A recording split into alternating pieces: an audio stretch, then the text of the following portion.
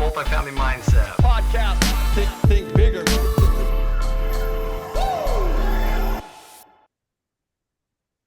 Welcome back to another episode of the Multifamily Mindset podcast. I'm your host, Zach Rucker, coach here at the Multifamily Mindset. If you're just joining us, welcome aboard. We're excited to have you part of our growing community. That we drop content 3 times a week here on the podcast. We have interviews with active investors that have gone through our mentorship and other ones throughout the industry, sharing their stories to help inspire you guys. Then on Thursdays, Dallas Perot, our mindset mentor, my friend, dives in, pulls out mindset tips and tricks that you can apply into your business, into your everyday life. And then on Fridays, we have the Multifamily Minute, which is just a quick tip trick that you can use to help grow your multifamily business. With that being said, I'm super stoked for our guests today and what you guys are going to be able to learn from them. We got Alec Beardall and Isaac Murray from High Country. Is it Capital Partners? High Yes, Country. Yes, sir. Okay. Perfect. Well, welcome, guys. Super excited to have you on. Who are you guys? Let the listeners know. I know, Alec, you've probably been on this podcast a couple of times over the years, maybe. But yeah, let's just dive into it. Cool. Yeah, Isaac, take it. All right, I'm Isaac Murray. I come from a sales background, so did door-to-door sales for a while and then ended up getting into the multifamily industry. But ultimately, what kind of got my gears turning about real estate was an Airbnb that I stayed at Lake Powell in Utah. And I just noticed like we paid $4,000 or $5,000 for a couple of days to be at this Airbnb. And I started to think to myself, this is when I had to have been a senior in high school. I was like, somebody's making a killing off of this house because no way their mortgage, I mean, it wasn't a huge house, nothing crazy, is more than what we just paid for a couple of days to be here. And that just led me down this real estate journey that I've just been obsessed with and end up finding the multifamily mindset, going through their mentorship, and it's just gone from there. So it's been really fun. Awesome. I love it. Yeah, I'm Alec Beardall. I've always been an entrepreneur. I started a little lawn care company back in junior high and grew that all the way through high school. Ended up selling that and was looking for my next venture and came across Multifamily Mindset. Same as Isaac, went through their mentorship program in early 2021. Met Isaac about a year and a half ago now. And we've got a pretty big portfolio now. So it's been pretty fun. That's awesome. That's awesome. So you guys met through the multifamily mindset. Is that how you guys met? Yes, sir. Okay, sweet. And that's cool. I mean, Isaac, looking at Airbnb and then just starting that clicking process definitely gets the brain going, and you can go down some rabbit holes there. So awesome. Well, okay, so you guys met a year and a half ago. You guys went through the program.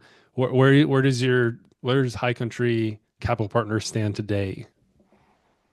Yeah, as of today, we've bought about 497 units across 3 different markets. Got Tucson, Arizona, Dallas, Texas, and then Columbia, South Carolina. But yeah, 3 different properties, 2 different markets. So Awesome.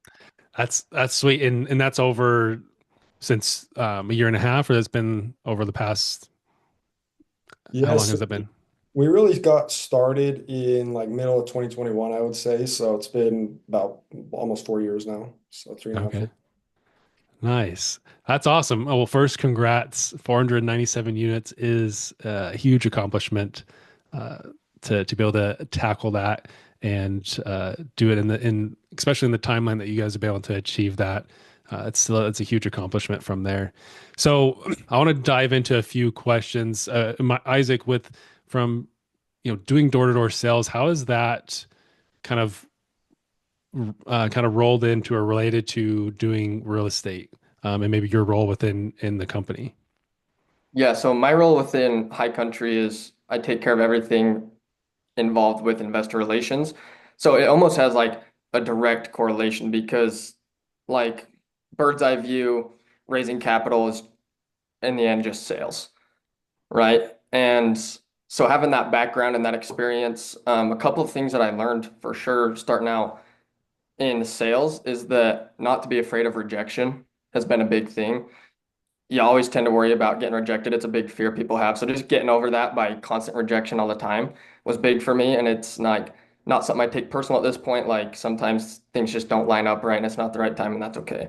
So that's been a huge thing for me in the investor relations role is being able to talk to people at a high level, communicate well, and at the end of the day, like do sales and raise capital. Nice. Yeah. I mean, that's awesome. Uh, to be able to overcome that, and that's a mindset principle right there, is just be able to overcome that rejection. It's not personal. It's not, they're not saying no to you. They're saying no right now. And it's, just continue to push forward and find the next person that's ready for the investments. Um, Funny enough, I had actually a solar salesman come to my door just this week, uh, trying to sell me solar panels. And we got talking about real estate, and then he's like, "Oh, you're in real estate. I want to invest in apartments." So then we flipped the script there a little bit, and it went to reverse of, well, let's talk. Let's talk about investing. So it's funny with that little connection there. So I want to dive into your guys' partnership, and like how did you guys end up pairing up and working together, and how has maybe previous partnerships, how do you guys end up here? Alec, you've been doing this a little bit longer. Have you had some other partnerships that maybe didn't work out? I'd love to kind of hear, I mean, your journey to then finding Isaac and partnering up with him. Yeah, for sure. Yeah, partners are definitely a big thing in this space for sure. You got to choose them wisely. Yeah, Isaac is definitely not my first partner. I have so the team right now is myself. We got Isaac Murray, and then we got Tim Beardall. So that's our team that makes up High Country. But I've gone through three different other partners within our little group as well. For various reasons. I mean, we thought we meshed in the beginning, and they just, we went out, we did a single deal, we did our Dallas, Texas deal with them, and it was a struggle to get through the deal, but we did it. We were super happy, and then after that deal, it was kind of a mutual decision. We just, we're like, this isn't going to work out long term. We've already are kind of butting heads on things, and we'll do this deal, but past this, we're going to be done. So. That was really our first partnership. That was back in like 2022-ish. And yeah, I mean, that was a struggle. I felt like we had got so much traction and momentum. And then we, cut to, three out of the five people off the team. And we were back to what felt like square one. And we definitely got a little bit of stagnation, for the next like probably 9 to 12 months. We kind of stagnated, didn't do much. We were just kind of managing that property, as best we could, but we weren't really looking at new deals.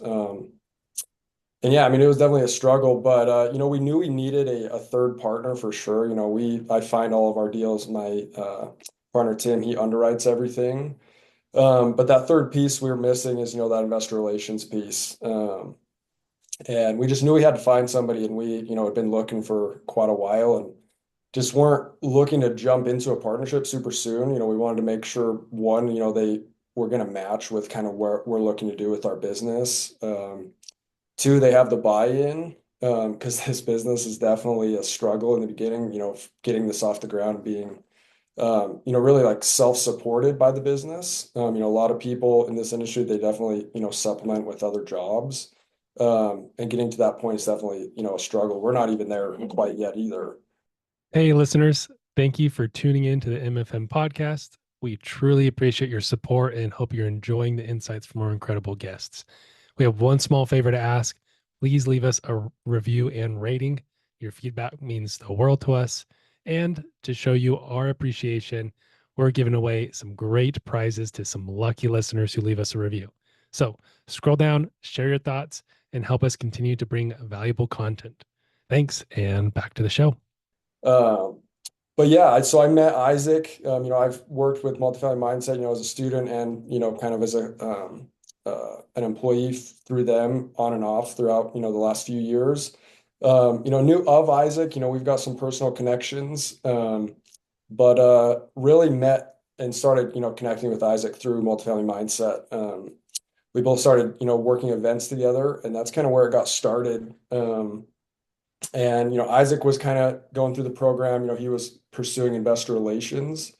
And it didn't really dawn on me until, about 6 months into working with him. I was like, maybe he's the one. Maybe this was a weird, combo that got thrown together. And so, I started kind of, poking Isaac on, different things to see what was going on. Found out his group wasn't going the best. And, at one point I just sprung the question on him, and it was pretty much an astounding, like, yeah, let's do it. So he brought him on board, and yeah, we've been cruising ever since. That's awesome. That you even spent time, working together in a different, situation that you're able to get to know him more. I'm sure that was probably a key factor. And yeah, he could be a good partner instead of, I think a lot of people in this business, um, they just try to find people that want to do deals and they jump on a team together and say, yeah, let's do this. Come to find out down the road, that wasn't the best alignment on values or um, work ethic or whatever it may be and vision for what this really was about. Because you're right, you mentioned that like this business is tough. Like you got to commit to it. So the fact that you're able to go through those partnerships, I'm sure you learned every single way, every single partner that you dealt with, some um, new things of what are you looking for the next person. For sure. Yeah. So how do you guys? So I know like your roles, right? Isaac with investor relations, Alec, your deal sourcing. How do you guys feel like, um, you know, why your partnership has been successful? Um, just besides the difference in roles, but like, how do you feel like it's been successful and been able to, yeah, you guys continue to have success with your partnership? Yeah. Isaac, you Yeah, want? I'll take that one. So one thing that I think that if people can look past this one thing, they can start to find partners that they really align with is making a buck right now. I think is a trap a lot of people get stuck in, especially when looking for partners, especially when you go to events and everybody's kind of in the same situation and everybody wants to make a buck right now, which I mean, nobody faults them for that. Everybody probably started in that situation like, hey, I want to make money doing this thing. But if you can look a little bit further past that and be like, what's the long-term vision of this thing? And are we going to work 20 years down the road together? Or is this something that we both just want to like hurry and make a dollar in the next couple of months? And I think that's something that me and Alec align on very well. And why this works so well is because we have the same vision for the next 20, 30, 40, 50 years that we want to accomplish, in the next couple of decades rather than the next couple of months. And that's one thing that I like that Alec touched on is it's hard in the beginning.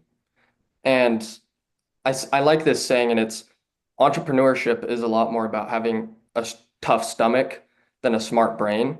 And I always go back to that because it's more about like, if I can get through this right now, we can keep going past this rather than, like, how can I outsmart this situation? It's just get through it and go on to the next thing. And I think we align super well on that. And that's one reason why it works so well is because we want to contribute to the same thing, add the same value for the next 3, 4, 5 decades rather than 3, 4, 5 months. Hmm. Yeah, I mean that's really powerful. The you're aligned for the next couple of decades and not just the next couple of months or even a year. Because I think a lot of people, I agree with you. A lot of people are um, have that short term vision there, where they want to accomplish something in a year, and we over what is it? We overestimate what we can accomplish in a year, but underestimate what we can accomplish in 5, 10 years, right? And you guys are already seeing past that 1 year, like whatever we can do, we'll get there. But in 10 years, this is where we want to be. In 20 years, this is where we want to be. That's very powerful to be able to line in that aspect. So kind of switching things a little bit from, your guys' partnership and the relationship you guys have been able to build and that trust and alignment, how does that relate to this is a relationship business. So how does that relate to your guys' connections with brokers, Alec, and then Isaac with you with investors? Like how do you guys build those relationships and those partnerships to continue you guys having success? Yeah, for sure. I mean, I mean, yeah, it's said all the time, this is definitely a relationship business. And I think one of the issues people run into is, they're super short-minded, they want to do a deal within, a few months and which is great, and it's not necessarily, impossible to do that, but I mean, to realistically, have consistent quality deal flow with brokers, specifically for my position, I mean, it's going to take a minute to get, those relationships built. You know, I always look at, brokers more like you've got to kind of build realistically like an actual friendship there, versus kind of just like a business contact. Because I mean, realistically, we're buying deals, but us buying those deals is basically funding, that broker's life. That's his whole livelihood. And so they're super selective on, who they send their best deals to. And yeah, I mean, it's gonna take it takes time to build those relationships to get, the quality that you're looking for. Um, and I mean, it's kind of like a partnership as well. I mean, a lot of the people you'll talk to in the beginning on the broker side, you'll realize, you don't mesh, when you're in person chatting with them, it feels stagnant and it's not like kind of a flowing conversation. And like for me personally, I will cut those right off of my list if it's like that. All these people, can text them their personal number, chat with them anytime. Um, but yeah, I mean, it just takes time to build those relationships. And a lot of people I feel like just they don't look on the long term side of things for sure.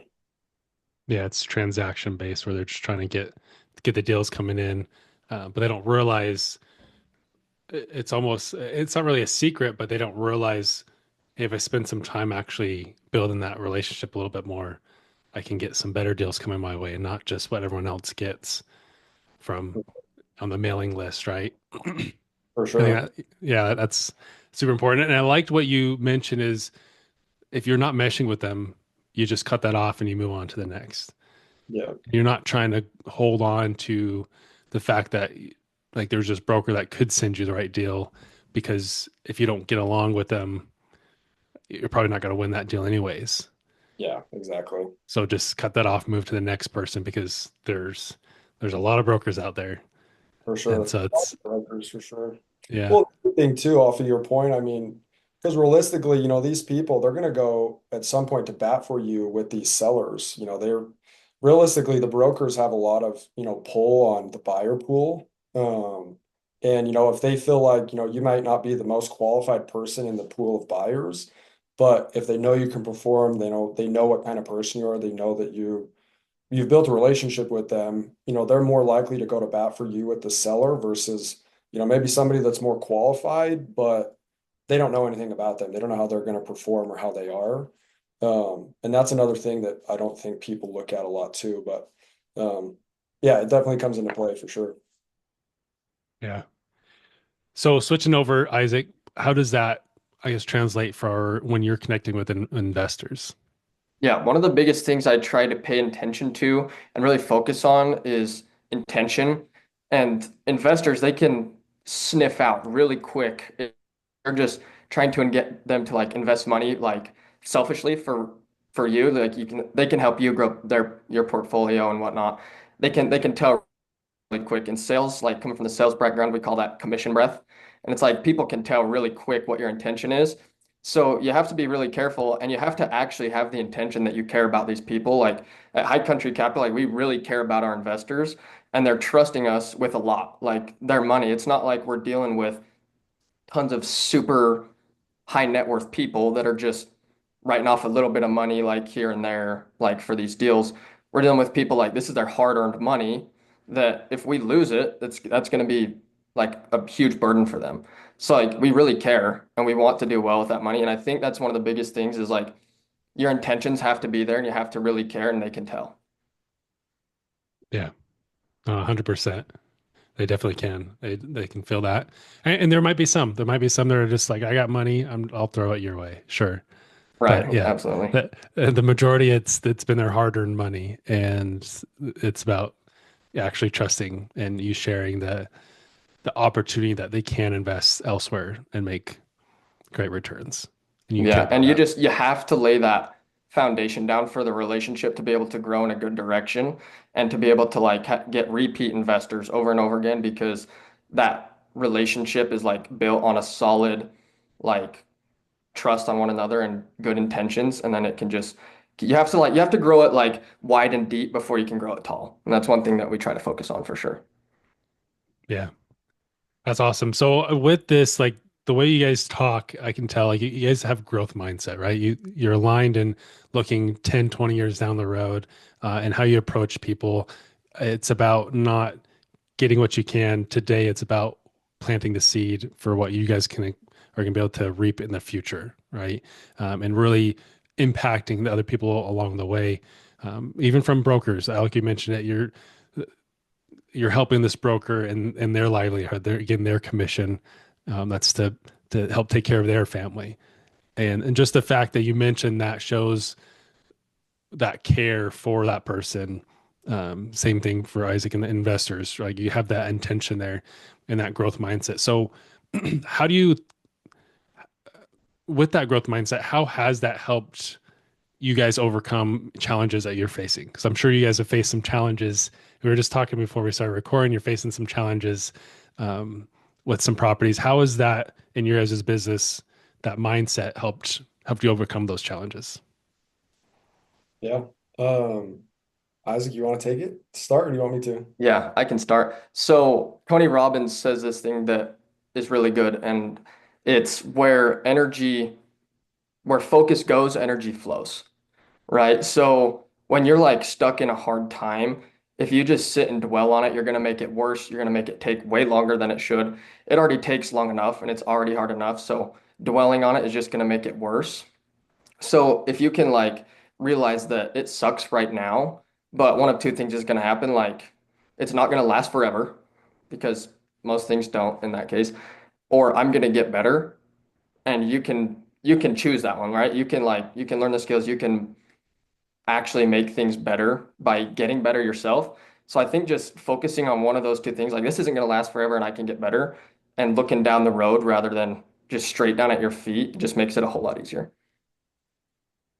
Yeah, I definitely agree. Yeah, just to kind of, go off what Isaac said, I feel like one of the biggest things is like just getting through, the situations that, inevitably arise.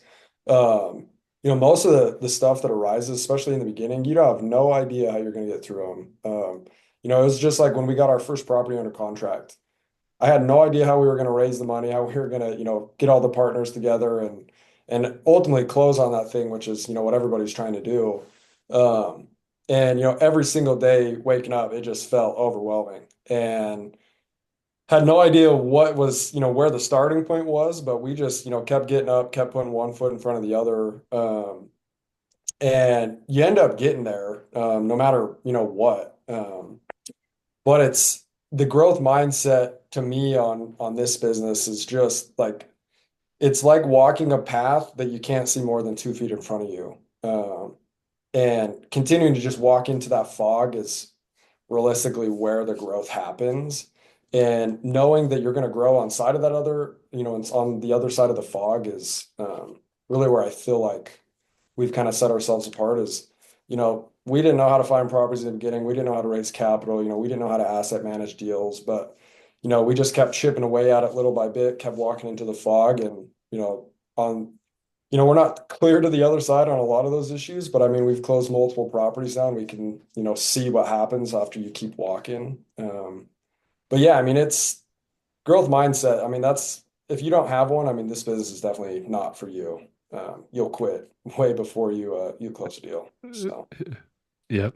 So what's some maybe some actionables that you could share with our listeners that to help them maintain a growth mindset? That's a good one. I Isaac, think one thing that I had to focus on is putting myself in situations where growth was there was no option but to like change how I think about things and like really put myself in places that I felt like I didn't belong at the time. So whether that's like going to events, going to conferences, like reaching out to people that you feel like you have no business talking to that wouldn't help you at all, like putting yourself in a position where growth is inevitable and it has to happen. is a big thing. Otherwise, it's hard to let fear, or it's easy to let the fear just like keep you right where you're at. And so just like jumping in and like taking the risk, whatever it is, like just going and then figuring out as you go. You can't sit back and wait for a perfect time to do anything. You can't just like expect that it's going to happen. Like you have to just jump out there, see what happens, and then grow from it. Um, Yeah, I love yeah, that. I think the growth comes from, you know, people know when something's uncomfortable. And a lot of times, it's just human nature to kind of veer away from things that are uncomfortable. But I mean, 9 times out of 10, the uncomfortable thing is going to be where growth happens and where progress happens. And I think a lot of people steer away from it, and that's why they're not seeing any traction in really, whether it's within multifamily or if it's outside, in another realm. Um, growth happens in just places that are uncomfortable. So if I had to, give a tip, I mean, when you feel something uncomfortable, or there's something uncomfortable that you're facing, I mean, you've got to just lean into it. Knowing that there's going to be something on the other side, even if you don't know what that kind of outcome is. But yeah, lean into the uncomfortable for sure. One specific like story that I'll tell, and I guess that's like a specific action we could do is just pick up your phone and just like make the call. Like to whatever it is that you're like starting out, whether that's like this story I'll tell is when I was just barely getting into the business after the trainings, I was about to like make my first broker call and I was scared to death. I had no idea what I was going to talk about, no clue. And I sat and I stared at the phone for like 20 minutes because I was just like freaked out to do it. And then at some point you just like click it and go. And honestly, they didn't even answer the first time. But it was still like a little bit of relief there. And then tried it again. Then they answered, and it still sucked. Like it did terrible. But you have to be willing to suck at the beginning to realize that, or like to understand that you can get better and just like keep going. So that's just a quick story. Yeah. No, 100%. You got to suck, or as Dallas says, fail forward. As you fail, you're moving forward. I like to say is like we're always learning. Like there is no failure. It's an opportunity to learn and to grow from that. And so putting yourself in those situations where it's gonna suck, but you're gonna learn and grow from that. Like that's the only way forward. Absolutely. It's so much better to like just start and realize you suck for a season than to not do it and pretend like you know what you're doing forever and not get anywhere. Hmm. Oh For yeah, sure. yeah. So I want to move to a kind of a different question here about your guys' alignment with 10, 20 years down the road. Like what does that look like? Like you guys are trying to build a legacy together. What does that legacy look like for you guys? Like what are your guys' goals within High Country Capital Partners, or just what are you guys your vision? I'm curious to know a little bit more about that vision that you guys have long term. Yeah, for sure. I mean, it's, in short, I mean, we want to, have just a huge, investment firm is kind of the overarching, goal there. We look at me and Isaac are constantly, sending back and forth, you know, blogs, stuff on social media, looking at, kind of these biggest, basically investment firms in the world right now, especially on the real estate side. And, we want to be, a player on that level at some point. And, I love that Isaac brought up, being aligned, 10, 20, 30 years down the road. Because, I mean, you look at the biggest people in the space right now, and I mean, they, were started 30, 40, 50 years ago. So, I mean, to get to our, goal of growing, to, a group that, has maybe 40 or 50,000 units is, it's going to take time. That's just a factor that you can't go around. And I mean, really to acquire that, much real estate, I mean, it's going to take 10, 20, 30 years. And yeah, I mean, Isaac definitely pushes on that side for us too. He definitely makes me think bigger on stuff that way. But yeah, I mean, we want to grow a huge investment firm for sure.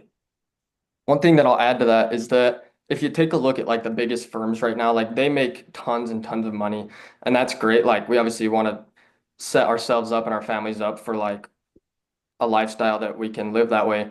But if you look at them all, they're the only people making all the money. Like these big companies, they're making a killing and their investment bases are barely making enough like return to like barely stay satisfied, but not actually really change their lives.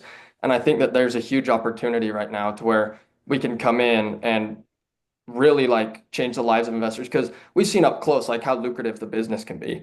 Like we've had front row seats to it. We've seen how other people have changed their life doing it and made serious amount of money and just big companies in general. But there's a big gap between like the everyday investor and like those big companies, and they barely make enough. So I think that there's a huge gap that can be filled with like everybody making more money to like really change their lifestyle and really change how they think about things. So that's one thing that I think we think about a lot and is a good long-term plan for us and where we want to be is to where our entire like investor base is making great money and involved in a big community. For sure. Yeah, and on top of that, I mean, a lot of these, groups that, we were chatting about, they're really, they're not really individual investors in their investment base anymore. A lot of it's, private equity, it's family office type groups. It's really like just the mega wealthy people. Um, and I mean, to Isaac's point, we want to have like really a different investor base, which is like everyday people, people that are utilizing, their 401k, people that are, maybe using some home equity or equity in another building they own. You know, basically be able to actually make the general population wealthy instead of just creating, the already wealthy just even wealthier. I think that's one thing that sets me and Isaac apart on alignment and really long-term growth there is, we want to do it, but in kind of a different means. And, we're definitely not the only group that's trying to do that. We have, some people that we look up to that is already doing that in this space. But, I think it's time for a different kind of wealth shift there for sure. Oh, I love that. I love that you guys are aligned with that of bringing in a community and continuing to bring everyday people and educate them on the opportunity that they can invest in real estate. It's not just reserved for the ultra wealthy that it used to be back in the day, but now it is an opportunity for everybody, and that you guys are going to continue with that because I've definitely seen it as once some investment groups get to a certain scale, they switch over to institutional money and they use that to fund their deals, and it's more about okay, let's keep going with bigger deals and use these institutional money to help close those because that's less that they have to deal with. But you guys are sticking to, "Oh, we're going to grow big, but we're going to do it by bringing an army behind us of investors, essentially, that are going to help change their lives." I love that. That's awesome. So, last three questions I want to switch to. I call them the think bigger questions. First one is how do you choose to think bigger? So the biggest thing for me is like you never know what you don't know, right? So I think that you have to look up to mentors and people that are doing bigger things so that you can like know what's actually possible out there. And there's people doing crazy things. Like I just heard a story about a company that has a person dedicated in their office to like donating $1 million per month. Like that's their only job in the company. So it's like there's just always another level to like what you can do. And you just will never know those things unless you're searching for them. So just like finding people that are out there in front, like really doing big things and like understanding what's possible, that's been the biggest thing for me. I love that. Yeah. How about you, Alec? Yeah, mine's actually super similar to Isaac's. It's kind of off what we were just chatting about, with these the biggest people in this space. They're normal everyday people as well. I've met, definitely a few operators that, have, 5, 10,000 units and, they're certainly further down the road than us. But they're everyday normal people just like we are. And my kind of thought process on how do I think bigger, if they can do it, I can do it too. I mean, they're not anything special. But yeah, I mean, that's one way I try to think bigger is, if somebody's done it, before, I mean, there's not a reason that we couldn't do it as well. So, I love that. Yeah, looking upwards towards those that have accomplished what you aspire to accomplish, and just put that to the test and try to accomplish that yourself and continue to educate yourself. Right, Isaac, you don't know what you don't know, so continue to educate and get out there and see what other people are doing that allows you to open your mind to so many possibilities. So I love that challenge of challenging yourself to do that. Okay, second question, how do you define success? For me personally, I define success with having freedom in every area of your life. Freedom to do anything you want financially, freedom, from, vices in your mind. Really just having, freedom in pretty much every single area of your life. That to me, that is true success. Yeah, Nice. I definitely agree. Freedom's a big thing. One thing that I've been really focused on is like when I feel like the most free, it's because I have control over my emotions. And like Tony Robbins, he said this, he always says it, and I love Tony Robbins. Obviously, I've quoted him a couple of times, but he said that the quality of the life of your life is the quality of your emotions. And just like focusing on the emotions that you feel and like just really getting those in lines where things could be going horribly and you can still find a great day out of it. Right. So just keeping the quality of my emotions in check and understanding like exactly what's going on and choosing what to focus on, having that like decision to choose that freedom to really choose exactly how I like see the world that I'm living in is is how I define success. Oh, I love that. Yeah. Tony Robbins is awesome. Yeah, it's what you mentioned earlier. Energy flows where attention goes. So where you put your energy into is what just yeah, that's where the energy, the where your attention goes, energy flows. I'm saying it backwards, but No, you got it. That's good. I mean the purpose is what you said is you put your attention towards in controlling your emotions. Like obviously you're going to have a better outlook in especially in crappy situations where easily you can take that and your emotions can go downhill. If you can take control of that, which you have the opportunity to control that, it's just going to change a lot faster for you. So I love that aspect there. Okay, last question. What is the best advice you can give a new multifamily investor? I can start. I Eric Chatterton gave me this advice at Peak Partnership one year, and it's just stuck with me. So shout out to Eric. But he said when I was asking him the same question, he said pick a lane and stay in it.